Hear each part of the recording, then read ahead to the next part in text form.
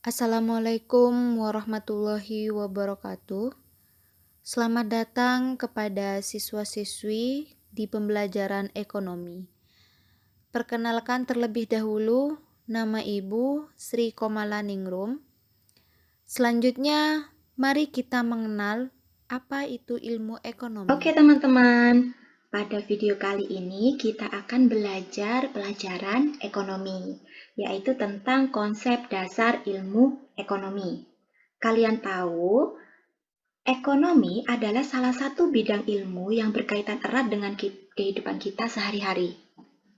Nah loh, saking dekatnya dengan kehidupan kita, terkadang kita tidak sadar loh bahwa sebenarnya kita sudah tahu tentang ilmu ekonomi. Hanya saja, mungkin secara teori tidak semua orang memahaminya. Untuk ilmu ekonomi sendiri juga menjadi mata pelajaran yang dipelajari di jenjang sekolah maupun di perguruan tinggi. Namun, ilmu ekonomi sangat terbuka untuk dipelajari semua orang karena memang ilmu ini sangat dibutuhkan bagi semua orang dalam kehidupannya. Jika ilmu ini sudah menjadi lifestyle bagi seseorang, maka akan dapat membantu mereka dalam mengelola kehidupan ekonominya. Loh, kok bisa? Bisa dong. Nah, bagaimana keterkaitannya? Mari kita belajar bersama tentang ilmu ekonomi. Untuk video pertama pelajaran ekonomi, kita awali terlebih dahulu dengan pembahasan konsep dasar dari ilmu ekonomi. Ada pertanyaan besar yang sering muncul di benak kita. Kenapa? Kenapa sih kita harus mempelajari ilmu ekonomi? Jawabnya adalah karena adanya masalah. Jadi, semua ilmu lahir berangkat dari adanya masalah dalam kehidupan, termasuk dalam bidang ekonomi. Lalu apa masalah yang muncul pada bidang ekonomi? Baik, untuk menjawab pertanyaan ini, kita akan berangkat dari istilah kelangkaan. Bagaimana gambaran kelangkaan dalam ilmu ekonomi? Jadi, dalam kehidupan, manusia memiliki yang namanya kebutuhan.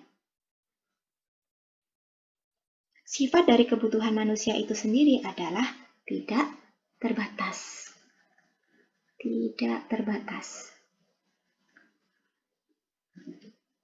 Sedangkan alat pemenuhan kebutuhan sifatnya terbatas. Sehingga akan keterbatasan alat pemuas kebutuhan ini dapat melahirkan suatu kondisi yang kita kenal dengan istilah kelangkaan. Yang dimaksud terbatasnya alat pemuas kebutuhan di sini bukan berarti jumlahnya sedikit ya. Jadi, seberapa banyak pun alat pemuas kebutuhan tidak akan dapat memenuhi kebutuhan manusia yang memang sifatnya tidak terbatas. Maka di sini muncullah yang namanya masalah. Nah, mungkin ada yang bertanya, sebenarnya apa sih pengertian dari kelangkaan, kebutuhan, alat pemuas atau pemenuhan kebutuhan? Baik, kita coba bahas satu persatu definisi dari masing-masing istilah tersebut. Kita akan mulai dari kebutuhan. Kita lihat definisinya. Jadi, kebutuhan merupakan segala sesuatu yang dibutuhkan manusia untuk mempertahankan hidup serta untuk memperoleh kesejahteraan dan kenyamanan. Apakah kebutuhan hanya benda fisik? Tidak ya. Jadi ada beberapa jenis kebutuhan manusia yang akan aku bahas dalam video selanjutnya. Kemudian istilah yang kedua, apa itu alat pemuas kebutuhan atau alat pemenuhan kebutuhan?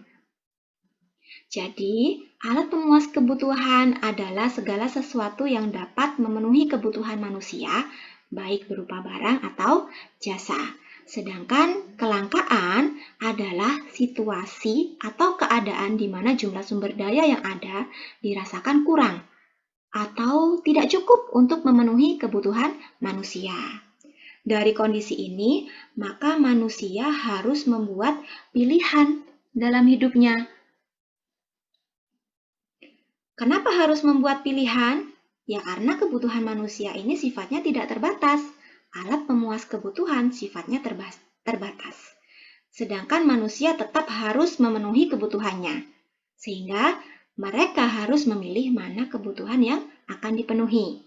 Dalam proses memilih ini nanti juga akan dibahas tentang biaya peluang yang akan aku bahas juga pada video berikutnya. Oleh karena itu, kalian tetap ikuti video-video aku akan bahas secara bertahap.